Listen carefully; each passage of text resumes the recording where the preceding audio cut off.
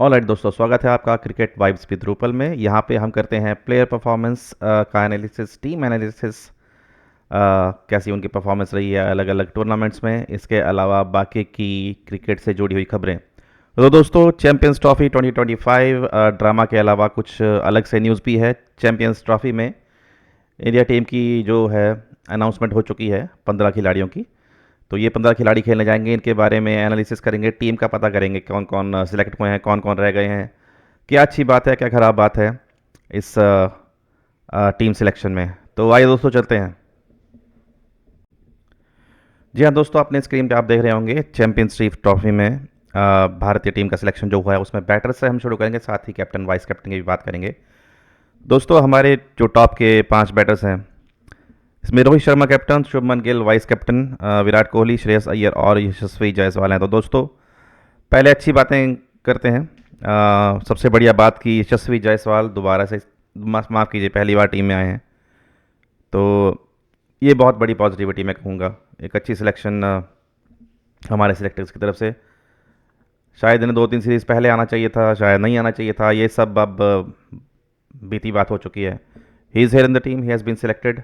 उम्मीद करते हैं कि जितना अच्छा परफॉर्मेंस वो टेस्ट मैचेस में कर रहे हैं उतना ही अच्छा यहाँ वनडेज़ में करेंगे। इसके अलावा श्रेयस अय्यर, जो अभी इनका भी परफॉर्मेंस अच्छा रहा है, टीम में वापस आए हैं परफॉर्मेंस के बेस पे। इनकी डोमेस्टिक में बहुत अच्छी परफॉर्मेंस रही है, इसलिए इन्होंने अपनी जगह बनाई है यहाँ पे टीम में। अब जो ऊपर के 3 हमारे महानुभाव हैं, कैप्टन साहब और भाई साहब किंग कोहली साहब घंटे के, साथ में जी क्या कहें इन्हें, फेवरेट बन चुके हैं सिलेक्टर्स के बिना मतलब के ही। तो रोहित शर्मा कैप्टन, विराट कोहली बहुत ही लचर परफॉर्मेंस पूरी बीजीटी में, इट स्टिल हर्ट्स। उसके बावजूद भी ये वाइट बॉल में सिलेक्ट हुए हैं, क्योंकि अगर आप बात करें आप वाइट बॉल टूर्नामेंट्स की, तो हमेशा से अच्छा परफॉर्म करते आए हैं रोहित और विराट कोहली भी। There is no match to them, तो इसलिए ये सिलेक्शन बनती थी। दूसरा, एकदम से इन्हें नहीं निकाल सकते, ये मैं समझ पा रहा हूँ, क्योंकि there still nobody to fill their shoes.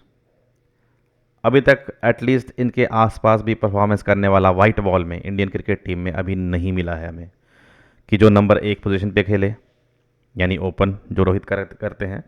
इसके अलावा विराट कोहली जो 1 डाउन आते हैं या 2 डाउन आते हैं, इनके बराबरी का अभी या इनके आसपास भी कोई नहीं मिला है वाइट बॉल्स में टूर्नामेंट में, जो कि मैं खासकर बात कर रहा हूँ वनडेज़ की, क्योंकि T20 से दोनों संन्यास ले चुके हैं। तो ये इसे सेंसिबल नहीं, इसे कॉम्प्रोमाइज सिलेक्शन कहेंगे, क्योंकि अभी तक सिलेक्टर्स के पास कोई है नहीं। जब है नहीं तो जो है वही रहेंगे। So all in all it's, I would से ओके। हालांकि जैसी गंदी परफॉर्मेंस इन दोनों ने करी है, इन्हें बिठाना चाहिए था।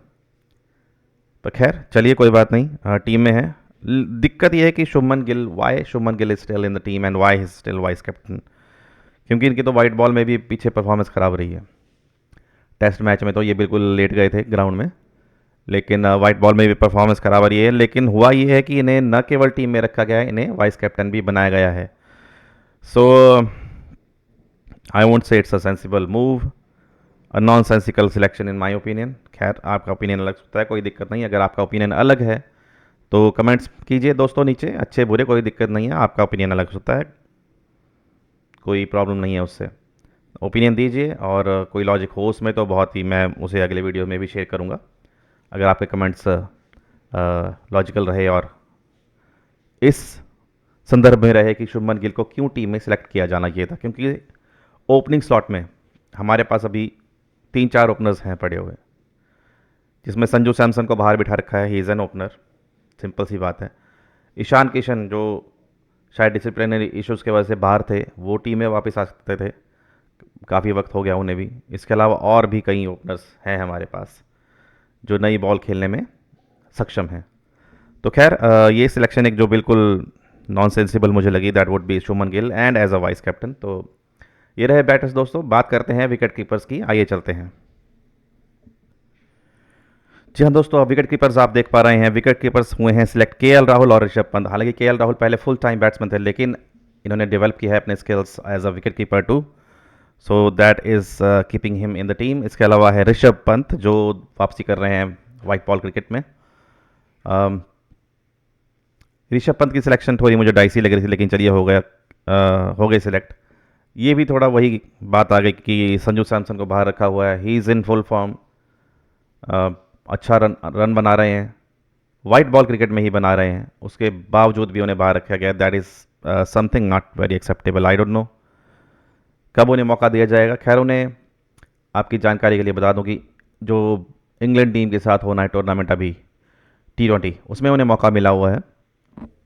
लेकिन बात अकेले T20 की नहीं है, उनकी परफॉर्मेंस वाइट बॉल टूर्नामेंट्स में अच्छी है, तो उन्हें वो इस वनडे में या चैंपियंस ट्रॉफी में भी मौका मिलना चाहिए था, या एटलीस्ट उन्हें ट्राई करते ठीक से और उन्हें साथ ले जाते हैं। लेकिन खैर, सिलेक्शन हो चुकी है 15 दो लोगों की, तो चलिए KL Rahul and Rishabh Pant are more sensible selections.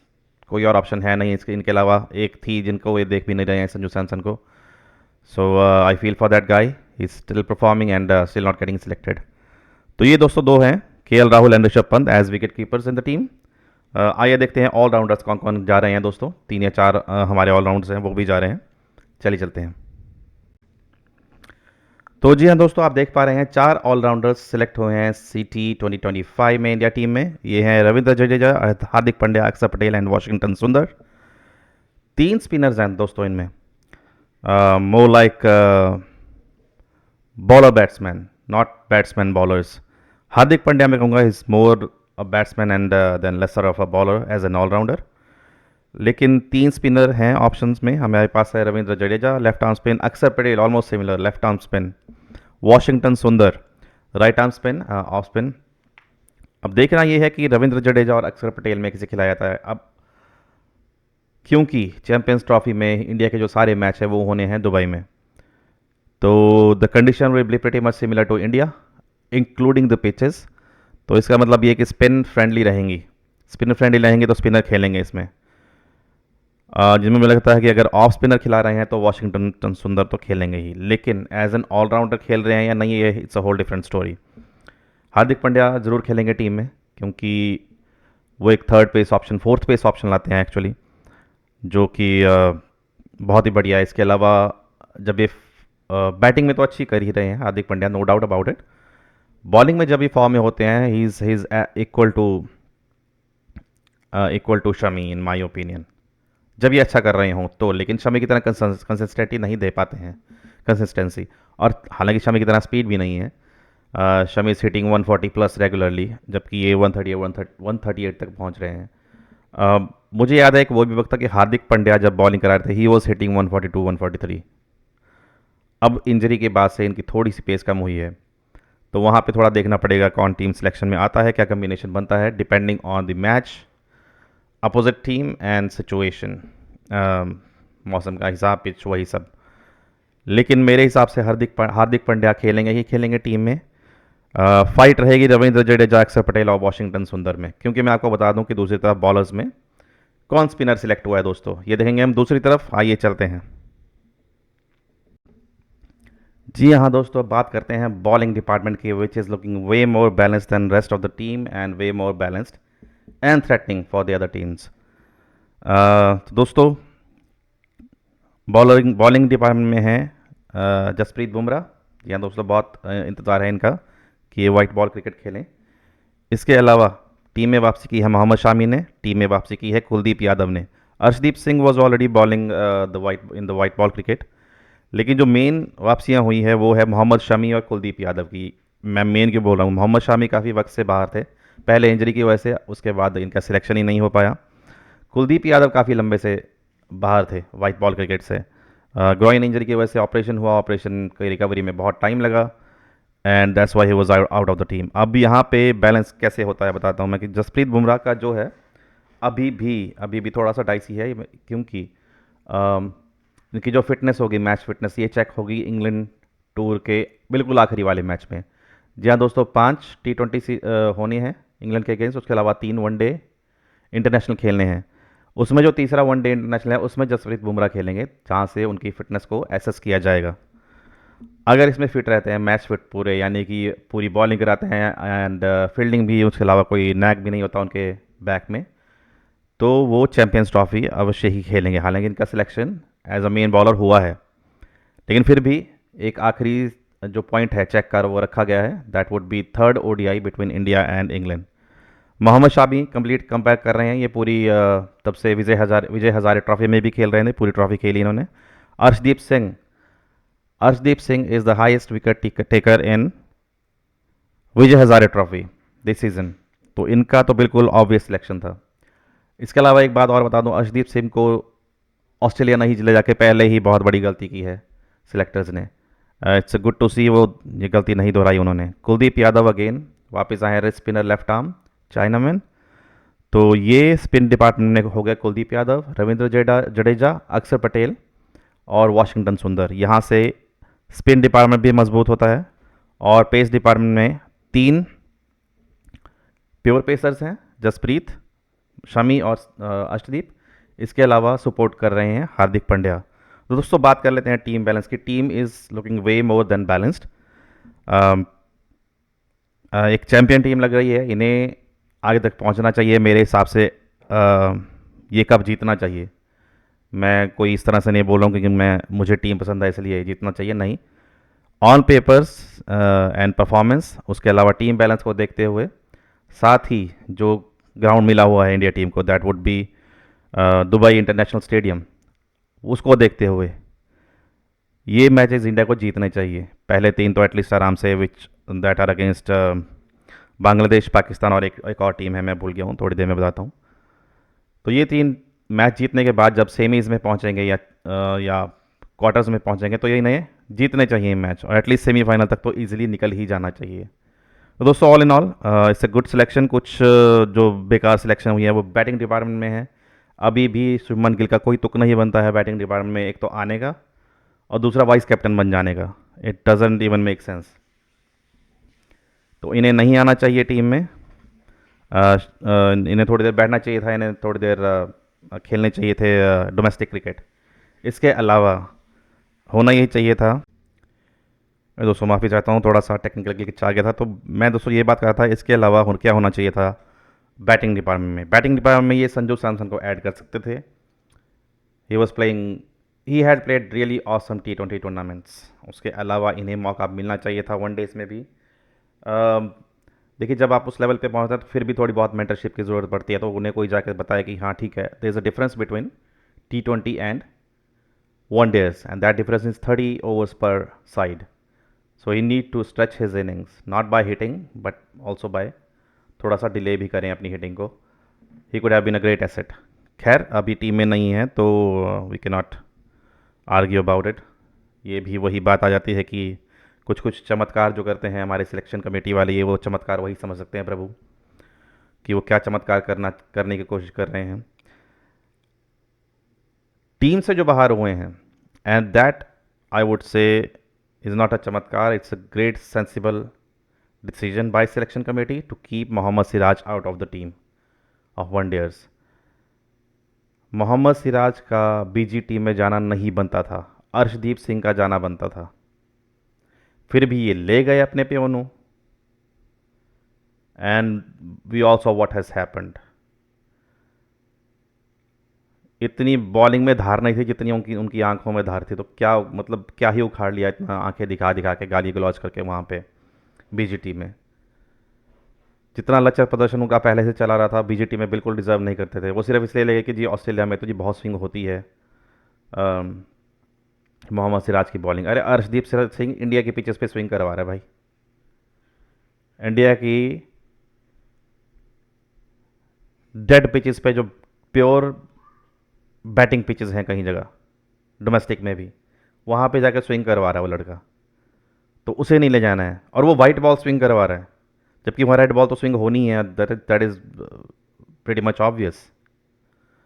White ball swing करवा रहा है अर्शदीप सिंह डेड पिचेस पे, and selectors would not take him to Australia जहाँ पे कोकाबूरा से बॉलिंग होनी है, रेड बॉल से जो स्विंग होनी ही होनी है स्टार्टिंग में। वहाँ नहीं ले गए अर्शदीप सिंह को, वहाँ ले गए मोहम्मद सिराज को, जो यार वो पैचेस में कर रहा है perform Mohammed Siraj. And the problem is when he performs he stayed there for another 10-20 matches. By the time he was by the time ऐसा लगता है कि निकलने वाला है वो फिर से थोड़ा सा परफॉर्म कर देता है। नहीं यार, ऐसा नहीं देख सकते आप। You have to see the consistency too. Arshdeep Singh is taking wickets and swinging the ball both ways in any pitch conditions. Overcast है, ओवरकास्ट नहीं है, नमी है नहीं है, ड्राई पिच है, ग्रीन पिच है, you have to see everything. I mean Arshdeep को पहले बीजीटी नहीं ले जाना पहले ही बहुत बड़ा भयंकर फैसला और बहुत बड़ा मूर्खतापूर्ण फैसला था, और उसका एकदम से उन्होंने लगता है मेरी बात बात सुन ली, और थैंक्स टू देम सिलेक्टर्स कि उन्होंने सिराज को बाहर रखा है इस बार सीटी से। He need to perform with white ball, he need to perform with red ball, तभी वो उन्हें टीम में आने दिया जाए। अदरवाइज पूरी बीजीटी में 10 इनिंग्स में हुई, मतलब 3 इनिंग्स में उन्होंने थोड़ी सी ठीक बॉलिंग करवाई है मोहम्मद सिराज ने। और जो खोखलापन है भारतीय पेस टीम का, वो पेस बॉलर्स का, वो नज़र आ गया था लास्ट मैच की लास्ट इनिंग में। टोटल पैनिक मोड कि हमें तो ये 170 ही डिफेंड करने हैं। अरे 170 बनाने हैं उन्हें, ये भी सोचो। पहले 3-4 ओवर में ही मैच खत्म हो गया था दोस्तों, बीजेटी का लास्ट मैच लास्ट इनिंग में। जो इधर उधर गेंदें मारी हैं उन्होंने, दोनों ओपनर बॉलर्स ने। तो दोस्तों, so all in all still balance team. Again Rohit Sharma और विराट कोहली को एकदम से नहीं निकाल सकते। There is nobody to fill up their shoes. हम ये नहीं कह सकते कि अब एकदम से शुभमन गिल और ईशान किशन ओपन करने लगे। आई एम माइंड यू, ये मैं आज कह रहा हूँ, रोहित अगर शुभमन गिल ठीक से बैटिंग करेंगे, then that block and Ishan Kishan are going to open for team India very soon, बहुत जल्दी ही। Because selectors have to start looking beyond the legends, and they are on the verge of their retirement, both Rohit and Kohli. तो अब कब तक खेलेंगे, इसमें वही बात आती है, अगर Shubman Gill if he can put his head down, इसके अलावा ईशान किशन डिसिप्लिनरी इशू से बाहर निकलें, डिसिप्लिन रहें, थोड़ा अपना दोबारा से परफॉर्मेंस दिखाएं, then they both will be in the team opening for team India. I can see them as openers. दोनों अच्छे हैं, दोनों के पास है टेक्निक्स भी, थोड़ी सी सुधार की जरूरत है। दोनों यंग है यार, एकदम लंबे टाइम तक खेल सकते हैं। थोड़ा दिमाग तो लगाइए अपना, थोड़ा जोर लगाइए अपने, बैठ के शांति से सोचिए कि आप देश के लिए क्या कर सकते हैं, उसके अलावा आप कितनी हाइट्स पे पहुंच सकते हैं अपनी स्पोर्ट में, अपने अपने क्राफ्ट में। तो दोस्तों, ये रही मेरी छोटी सी एनालिसिस। एक बैलेंस टीम है, सामने वाले टीम के दिलों में जो दहशत कर दे ऐसा बॉलिंग यूनिट है, सामने वाली टीम की टांगें काम जाएं ऐसा बॉलिंग यूनिट है, मुझे कहना चाहिए। और सामने वाली टीम के बॉलर्स हैं, वो जब अपने मार्क पे जाए तो बस ये सोच करें कि बस किस तरह से ये बॉल निकालूं और अगली करनी ना पड़े, ऐसा टेरर हो जो कर दें, ऐसे बैट्समैन हैं टीम में। तो मुझे उम्मीद है कि इंडिया सेमीफाइनल तक पहुंचेगा। सेमीफाइनल में क्या होता है क्या नहीं होता है, that would be a different story, because pressure भी डिफरेंट होता है। तो यूं तो इस टीम को जीतनी चाहिए champions trophy, but let's see how it goes. इसके अलावा जो हमारे जो पाकिस्तानी हैं, जिन्होंने इतना धूम मचा रखी है अपने यूट्यूब पे जा जाके, दो चीज़ों को लेके, एक तो ये कि इंडिया की टीम तो कहीं आके पहुंच ही नहीं सकती, पहला मैच ही हार जाएगी बांग्लादेश से और फिर पाकिस्तान से, क्योंकि वो लोग मजाक में या उसमें नहीं कह रहे हैं, they are so serious about it.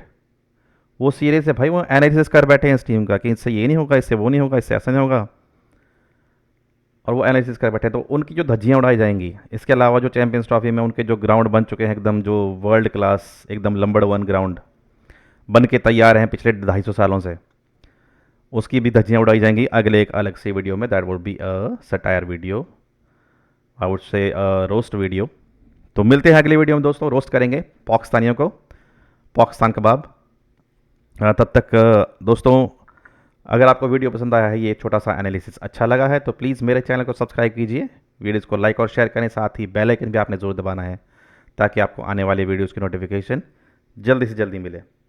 तो मिलते हैं दोस्तों, तब तक फिर से मैं वही रिपीट कर रहा हूँ। आप लोग खुश रहिए, मस्त रहिए, स्वस्थ रहिए, चैनल पे ज़रूर आइए।